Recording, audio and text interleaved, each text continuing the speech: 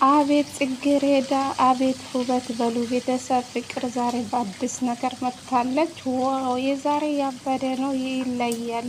ሁላችሁም በጉጉት ጠብቁ። እንግዲህ ፍቅር ጀግና ሴት ነሽ፣ የምር በጣም ነው ማደንቅሽ። ዋው ሰላም ሰላም፣ ጤና ይስጥልኝ ውድና የተከበራችሁ ቤተሰብ እንዴት ናችሁልኝ? ደህና ናችሁ? የኔ ደህና ነኝ ፈጣሪ ይመስገን ብያለሁ። የኔ ውድ ቤተሰቦች እንግዲህ ዛሬ ፍቅርዬ ይዤላቸው መጥቻለሁ። ይህ ቪዲዮ ከተመቻችሁ ላይክ፣ ሼር፣ ሰብስክራይብ አድርጉኝ። ድምጼ ይሰማችኋል አይሰማችሁም አላውቅም።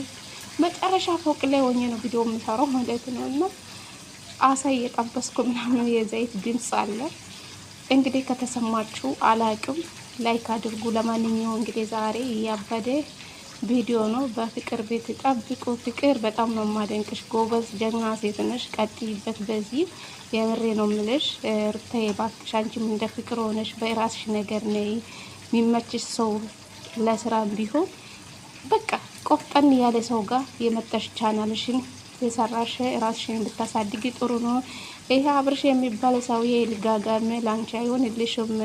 እኔ እንደተረዳው ማለት ነው ቤተሰብ የአብርሽ ፍቅር አልወጣላትም ለሩታ ማለት ነው። እውነት አብርሽ ለሩታ ቦታ ቢኖሩ ለሩታ ፍቅር ቢኖር እኮ ይህ ሰውዬ እኮ እውነት ለመናገር የውሽምትን ፍቅር አይቀበልም ነበር። ስለዚህ ያንቺ ፍቅር ወጥቶለታል እሱ ማለት ነው። ሩታ አሁን እኔ እንደተረዳው ማለት ነው አልወጣለትም፣ የአብርሽ ፍቅር አልወጣለትም፣ ውስጥ ነው የቀረው ማለት ነው።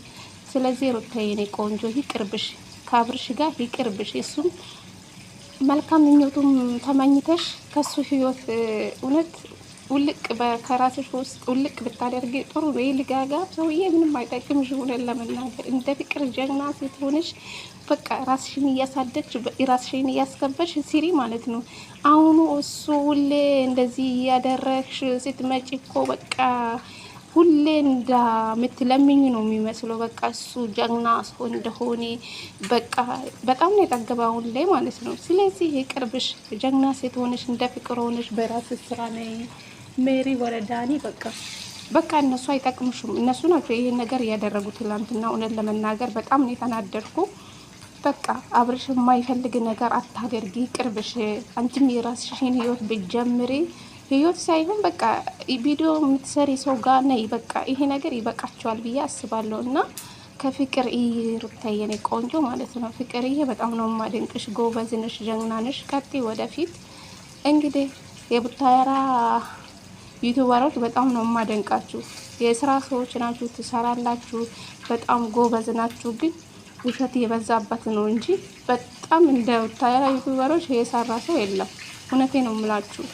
እና ፍቅርዬ ትለያለሽ፣ በርቺ ወደፊት የኔ ጠንካራ የኔ ትንሽዬ በሉ ቤተሰብ። በጣም ነው ደስ ያለኝ እውነት ለመናገር። ቀጥይበት፣ ስሪ። ከማንም ሰው ጋር እንደዚህ የሰራችሁ ራሳቸውን አሳድጉ።